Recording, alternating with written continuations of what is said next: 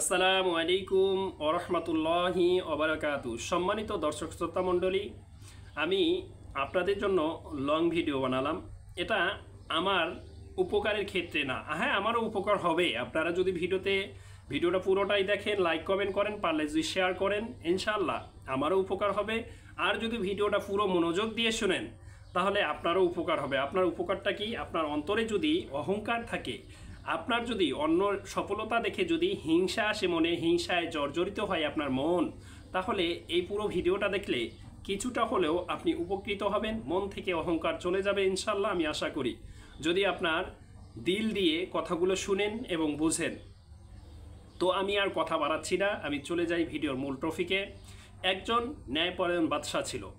সেই বাদশার দরবারে দুইজন আসামিকে হাজির করা হলো। আসামি দুইজনের অপরাধ শুনে বাদশাহ আসামি দুইজনকেই ফাঁসির রায় কার্যকর করলো। ফাঁসির রায় কার্যকর করার পর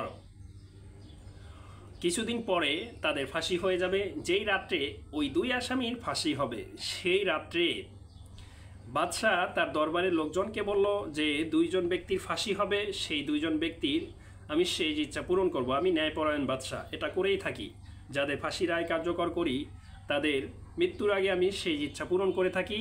তো সেই রকম এই দুইজনেরও আমি সেই ইচ্ছা পূরণ করব। আসামি দুইজনকে ডাকা হলো। সেই ফাঁসি রায় কার্যকর ব্যক্তিকে, একজন ব্যক্তিকে বাদশাহ জিজ্ঞেস করলো, আমি ন্যায়পরায়ণ বাদশাহ, আমি তোমাদের সেই ইচ্ছা পূরণ করতে চাই। তোমাদের সেই ইচ্ছা কি বলো? এই তুমি বলো, তোমার সেই ইচ্ছে কি? একজন ফাঁসি রায় কার্যকর ব্যক্তিকে জিজ্ঞেস করলো যখন, তখন তিনি বলল, বাদশাহ আমার সেই ইচ্ছা হচ্ছে পৌষ মাসের শীতের সকালে যে খেজুর রসটা গাছ থেকে পড়ে, সেই খেজুর রস, টাটকা খেজুর রসটা আমি খেয়ে মরতে চাই। বাদশাহ তাৎক্ষণিকভাবে অবাক হয়ে বলল, ওরে বদমাইশ, ওরে শয়তান, এখন জ্যৈষ্ঠ মাস, পৌষ মাস আসতে এখনো 7 মাস বাকি। তোমাকে খেজুর রস আমি কিভাবে দিব এখন? তো আমি যেহেতু ন্যায়পরায়ণ বাদশাহ, কথা যেহেতু তোমাদেরকে দিয়েই দিয়েছি, তো আমি তোমার কথা রাখলাম। তোমার ফাঁসি আজকে হবে না, 7 মাস পরে পৌষ মাসের সকালে খেজুর রস খেয়ে তোমার ফাঁসি রায় কার্যকর করব। বাদশাহ এবার তাকে তো 7 মাসের পরে ফাঁসি রায় কার্যকর করলো। বাদশাহ তাৎক্ষণিকভাবে বুঝে ফেললো যে আরেকজন যে তার সঙ্গী আছে অপরাধী ফাঁসি রায়, সে কোনো না কোনো বুদ্ধি খাটিয়ে হয়তো তার রায়টাও, ফাঁসির রায়টাও ঘুরাতে পারে। তাৎক্ষণিকভাবে বাদশাহ জিজ্ঞেস করলো, এই তুমি তাড়াতাড়ি বলো, তোমার সেই ইচ্ছে কি?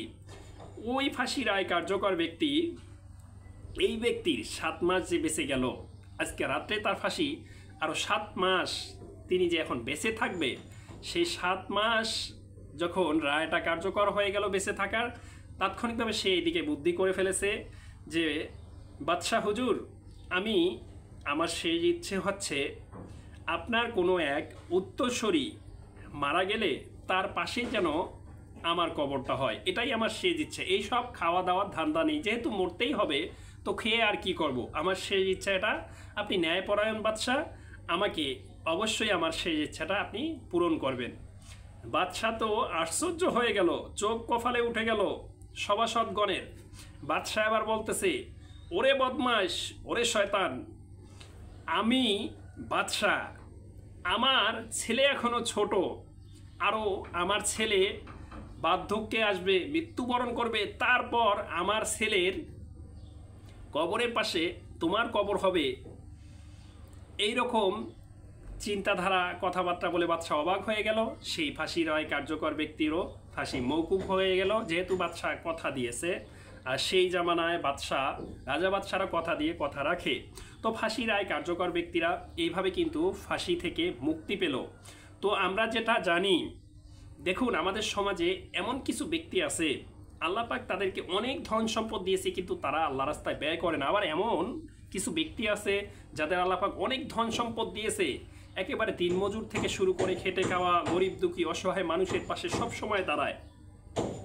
সেই ভালো ভালো কাজগুলো দেখে আমাদের মন কিন্তু অজান্তেই হিংসায় জ্বলে যায়, হিংসায় জ্বলে যায়। সে এত এত ভালো কাজ করতেছে, এত এত ধন সম্পদের মালিক, আমরা এটা অজান্তে আমাদের মন কি করে, জ্বলে পুড়ে ছাই হয়ে যায় হিংসায়। এই রকম হিংসা যদি আপনার মনে থাকে তাহলে আপনি কখনো উন্নতি করতে পারবেন না। আপনি এই হিংসা দূর করে আল্লাহ পাকের কাছে দোয়া করুন, আল্লাহ পাক তাকে এত দিছো, এত দিছো, এত ধন সম্পদ দিছো, এত জ্ঞান দিছো, এত এলেম দিছো, হ্যাঁ আল্লাহ পাক তাকে আরো বেশি বাড়িয়ে দাও, আরো দাও, আরো দাও। তোমার দরবারে তো কোনো কিছুর অভাব নেই। সেই সাথে সাথে আমিও তো তোমার বান্দা আল্লাহ, তাকে যেহেতু দিছো আমাকে দিতে তোমার তো ধনভাণ্ডার থেকে কোনো কিছুই শেষ হবে না।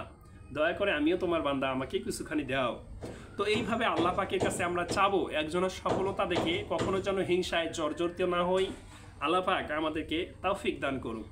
আমি এখন থেকে প্রতিদিন একটা করে লং ভিডিও নিয়ে আপনাদের সামনে হাজির হব। বিশেষ করে ফেসবুকের যে তথ্যগুলো আছে সেগুলো আমি ছোট ছোট করে 10 মিনিট, 10 সেকেন্ড, 15 সেকেন্ডে, 20 সেকেন্ড, 30 সেকেন্ডের মধ্যে আমি রিলস ভিডিও আকারে ছাড়বো। আর বিশেষ করে আম্বিয়া আলাইহিস সালাতু ওয়াস সালামদের জীবন কাহিনী, অজানা তথ্যগুলো আপনাদের মাঝে এখন থেকে তুলে ধরবো ইনশাআল্লাহ। যদি আপনারা চান কমেন্টের মাঝে আমাকে জানাবেন।